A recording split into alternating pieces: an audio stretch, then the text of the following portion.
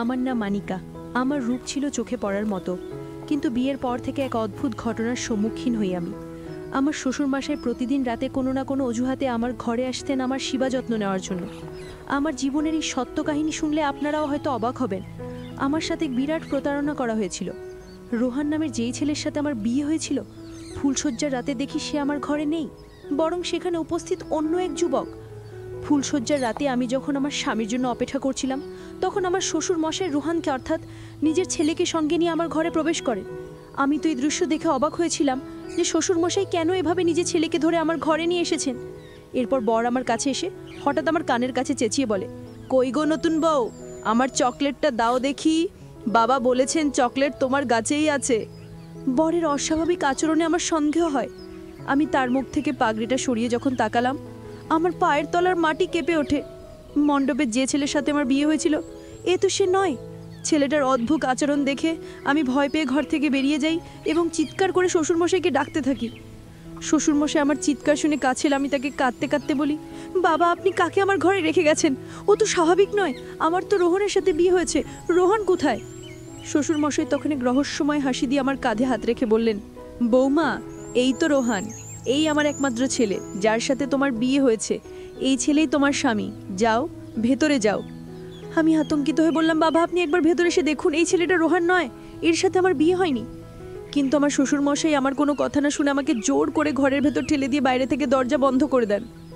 সারা রাত আমাকে সেই অস্বাভাবিক ছেলেটির সাথেই কাটাতে হয়। আমি বুঝতে পারছিলাম যে আমাদের সাথে বিরাট বড় এক ছলনা করা হয়েছে। আমি স্বপ্নেও ভাবতে পারিনি আমার জীবনে এমন কালো দিন নেমে আসবে। সেই মুহূর্তে আমার মাথা কাজ করা বন্ধ করে দিয়েছিল। আমি বুঝে উঠতে পারছিলাম না আমার কি করা উচিত। পরের দিন সকালে আমি আমার বাবা মাকে ফোন করে সব ঘটনা জানাই। তারা আমার শ্বশুর বাড়িতে এলে আমি তাদের খুলে বলি যে কিভাবে শ্বশুরমশাই তাদের কর্মচারীর ছবি দেখিয়ে আমার বিয়ে তার মানসিক ভারসাম্যহীন ছেলের সাথে দিয়েছেন। আমার সব কথা শুনে মা আমাকে একটি চড় মেরে বললেন, তোর লজ্জা করে না নিজের শ্বশুরমশাই নামে আমার মিথ্যা অপবাদ দিতা? আমি মাকে বললাম, মা তুমি আমার কথা বিশ্বাস করছো না, চলো আমার সাথে, আমি তোমাদের উপরে নিয়ে গিয়ে দেখাচ্ছি যে ছেলেটা কাল রাতে আমার সাথে ছিল সে আসলে কে। আমি যখন বাবা মাকে টেনে উপরের ঘরে নিয়ে গেলাম সেই ছেলেটাকে দেখানোর জন্য, তখন দেখি সব ঘর ফাঁকা, ছেলেটা কোথাও নেই। তখন আমার মা আমার হাত ধরে টেনে বললেন, যার সাথে তোর বিয়ে হয়েছে সেই রোহানের সাথে তো আমরা এখানে এসেই দেখা করেছি। রোহান আমাদের সাথে দেখা করে নিজের কাজে বেরিয়ে গেছে। সে তো সম্পূর্ণ সুস্থ আর স্বাভাবিক, সে অস্বাভাবিক হবে কেন? তোর কথা শুনে মনে হচ্ছে তুই আমাদের বোকা বানানোর চেষ্টা করছিস। ব্যাকানিকা, একটা কথা ভালো করে শুনে রাখ, এরপর যদি আমাদের ফোন করে বিরক্ত করিস আমরা ভুলে যাব যে আমাদের কোনো মেয়ে ছিল। তোর জন্য আজ আমাদের সম্মান ধুলোই মিশে গেল। ঠিক সেই সময় আমার শ্বশুরমশাই মুচকি হেসে আমার বাবা মাকে বললেন, হয়তো আমার ছেলের সাথে আপনার মেয়ের কোনো বিষয় নিয়ে মনোমালিন্য হয়েছে, তাই ও রেগে গিয়ে আপনাদের ফোন করে ডেকেছে। এরপর আমার শ্বশুর আমার কাছে এসে খুব স্নেহের সাথে আমার মাথায় হাত বুলিয়ে বললেন, দেখো বৌমা, যা হওয়ার তা তো হয়েই গেছে, এখন সব কিছু মেনে নিয়ে এই বাড়িতেই থাকো এবং আমাকে সন্তুষ্ট রাখো। শ্বশুরমশাইয়ের কথা শুনে আমি রেগে গিয়ে বললাম, আপনার লজ্জা হওয়া উচিত, আপনি আমার মতো একটা তরুণী মেয়ের জীবনটা নষ্ট করে দিয়েছেন, আর এখন বলছেন আমাকে সন্তুষ্ট রাখতে। সব কিছু জেনেও আপনি কেন আপনার মানসিক ভারসাম্যহীন ছেলের সাথে আমার বিয়ে দিলেন? শ্বশুরমশাই মুচকি হেসে বললেন, বৌমা আস্তে আস্তে সবই জানতে পারবে, এখন বেশি কথা না বলে আমার পায়ে একটু তেল মালিশ করে দাও দেখি। তিনি আমাকে রান্নাঘর থেকে গরম তেল নিয়ে তার ঘরে যেতে আদেশ করলেন। তিনি বললেন, আমি তোমার শ্বশুর, আমার সেবা যত্ন করার জন্যই তো তোমাকে এই বাড়ির বউ করে এনেছি। আমার শ্বশুর বাড়িতে আমার স্বামী, শ্বশুর মশাই আর দুজন কাজের লোক থাকতো। আমার শাশুড়ি অনেক আগেই মারা গিয়েছিলেন। আমার শ্বশুর মশাই একজন ধনী ব্যক্তি ছিলেন, তার চালের বিশাল ব্যবসা ছিল। আমার বাবা মা ভেবেছিলেন এত বড় বাড়িতে আমার বিয়ে হলে আমি খুব সুখে থাকব, কিন্তু তারা আসল সত্যটা মানতে চাননি, তাই আমিও তাদের থেকে কোনো আশা রাখিনি। শ্বশুর বাড়িতে মাত্র 3 দিনেই আমার দম বন্ধ হয়ে আসছিল। আমার মনের কথা বলার মতো কেউ ছিল না। আমি শুধু ভাবতাম যে কর্মচারী পরিচয় দিয়ে আমার বিয়ে ঠিক করা হয়েছিল সে কোথায় গেল। তার সাথে দেখা হলে হয়তো আমি আমার সব প্রশ্নের উত্তর পেয়ে যাব। সেদিন শ্বশুরমশাই যখন তেল নিয়ে নিজের ঘরে ডাকলেন, তখন বাধ্য হয়ে আমাকে তার সেবা করার জন্য যেতে হলো। আমি যখন তেলের বাটি হাতে তার ঘরে গেলাম, দেখি তিনি আরাম করে বিছানায় শুয়ে আছেন। আমাকে দেখে বললেন, তাহলে ঠিক পথে এসেছো, নইলে কিভাবে আনতে হয় সেটা আমি ভালোই জানি। আমি যা বলবো তোমাকে তাই করতে হবে।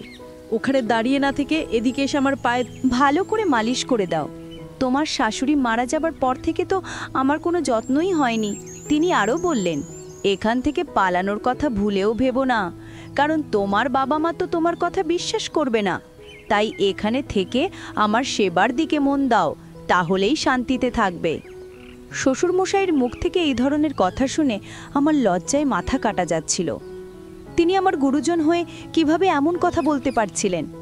অনিচ্ছা সত্ত্বেও যখন আমি তার পায়ে তেল মালিশ করতে শুরু করলাম, আমার মনে হলো তার উদ্দেশ্য মোটেও ভালো নয়।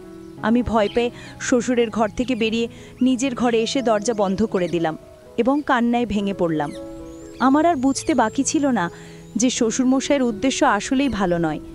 এরপর থেকে তিনি যখন তখন আমার ঘরে এসে তার সেবা করার জন্য বলতেন। একদিন সন্ধ্যায় আমি খুব মন খারাপ করে ছাদে আঁকা বসেছিলাম। হঠাৎ আমার সামনে যে মানুষটি এসে দাঁড়ালো, তাকে দেখে আমি বিস্ময়ে হতবাক হয়ে গেলাম।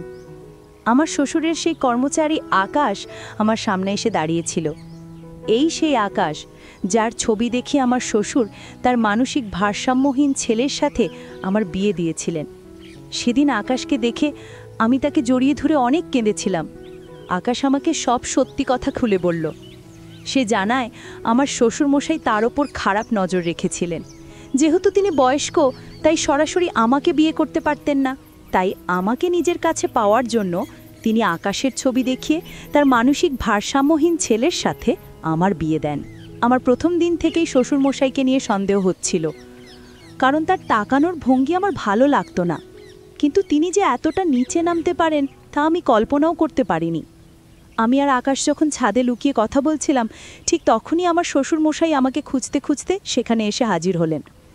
আমাদের দুজনকে একসাথে দেখে তিনি আকাশকে পুলিশের হাতে তুলে দেওয়ার হুমকি দিলেন এবং আমাকে বললেন, চি বৌমা, তুমি আমার বাড়ির বউ হয়ে অন্য একটা ছেলের সাথে ছাদে লুকিয়ে প্রেম করছো? তোমার কি এর সাথে কোনো অবৈধ সম্পর্ক আছে? শ্বশুরমশাই সব কিছু জেনেও আমার উপরে দোষ চাপানোর চেষ্টা করছিলেন। সেই সময় আকাশ আমার পক্ষ নিয়ে দাঁড়ালো এবং এমন এক সত্য প্রকাশ করল যা শুনে আমার পায়ের তলার মাটি সরে গেল।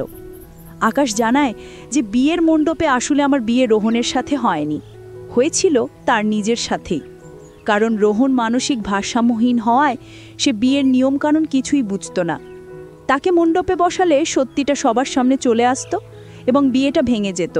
তাই শ্বশুরমশাই চালাকি করে তার কর্মচারী আকাশকেই বরের আসনে বসিয়ে আমার সাথে বিয়ে দিয়েছিলেন।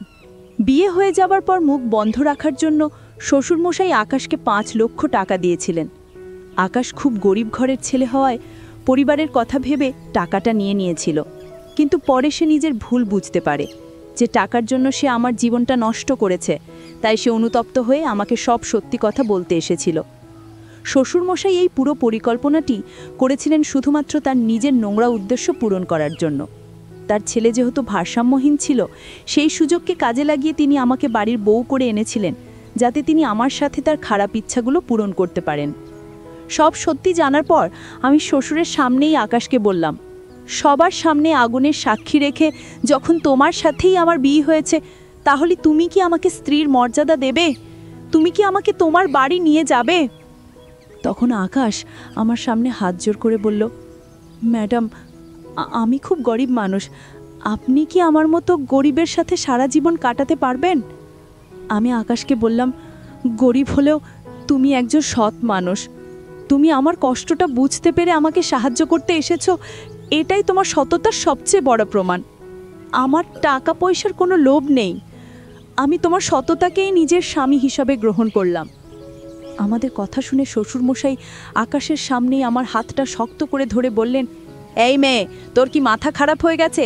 আমার এত বড় বাড়ি ছেলে তুই এই কাজের লোকটার সাথে থাকতে চাইছিস? বেশি বাড়াবাড়ি করলে আমি পুলিশ ডাকবো আর তোর বাবা মাকেও ডাকবো। সেই মুহূর্তে আমি শ্বশুরমশাইয়ের হাত ছাড়িয়ে নিয়ে আকাশের হাত ধরে বললাম, আপনার যাকে খুশি ডাকুন। আমার বাবা মা যখন আমার কথা বিশ্বাস না করে আমাকে একা ফেলে গেছেন, তখন তাদের আশা বা না আশায় আমার কিচ্ছু যায় আসে না। আমার বিয়ে যার সাথে হয়েছে, আমি তার সাথেই আমার শ্বশুরবাড়ি যাব। আর আপনি যদি আমাদের বাধা দেওয়ার চেষ্টা করেন, তাহলে আমি আর আমার স্বামী মিলে আপনার নামে পুলিশি অভিযোগ জানাবো। সেদিন আমার প্রাক্তন শ্বশুরমশাই আমাকে আটকানোর অনেক চেষ্টা করেছিলেন, কিন্তু আমি তার কোনো কথা শুনিনি। বরের সাথে চলে আসার আগে আমি তাকে বলেছিলাম, আপনি যে আমার সাথে প্রতারণা করেছেন সেটা হয়তো আমি সহ্য করে নিতাম, কিন্তু আপনি যে এতটা নিচু মানসিকতার মানুষ তা আমি ভাবতেও পারিনি। শুধুমাত্র নিজের ইচ্ছা পূরণের জন্য আপনি নিজের মানসিক ভারসাম্যহীন ছেলের জীবনকে ঢাল বানিয়ে আমাকে মিথ্যে অভিনয়ের মাধ্যমেই বাড়িতে এনেছিলেন। আমি চাইলে এক্ষুনি আপনার নামে পুলিশে নালিশ করতে পারি, কিন্তু শুধু আপনার ছেলে রোহনের মুখের দিকে তাকিয়ে আমি আপনাকে ছেড়ে দিচ্ছি। কারণ আপনাকে জেলে পাঠানো হলে আপনার ছেলেটা একা হয়ে যাবে। কিন্তু মনে রাখবেন, যদি আপনি ভবিষ্যতে আমাকে বা আমার স্বামীকে বিরক্ত করার চেষ্টা করেন, তাহলে পুলিশের কাছে যেতে আমি এক মুহূর্ত দ্বিধা করব না। তিনি এতটাই নির্লজ্জ ছিলেন যে যাবার আগে আমার স্বামীর কাছ থেকে সেই 5 লক্ষ টাকাও ফেরত নিয়েছিলেন। এরপর আমি আমার স্বামীর সাথে তার বাড়িতে চলে আসি। কিছুদিন পর আমার বাবা মাও আকাশের বাড়িতে, অর্থাৎ আমার নতুন শ্বশুর বাড়িতে হাজির হয়েছিলেন। সেদিন তারা নিজেদের ভুলের জন্য আমার কাছে ক্ষমা চেয়েছিলেন এবং আমাকে তাদের সাথে বাড়ি ফিরে যেতে বলেছিলেন। কিন্তু আমি তাদের সাথে যাইনি, কারণ আকাশের সাথেই আমার বিয়ে হয়েছিল এবং তার সাথেই আমার সংসার।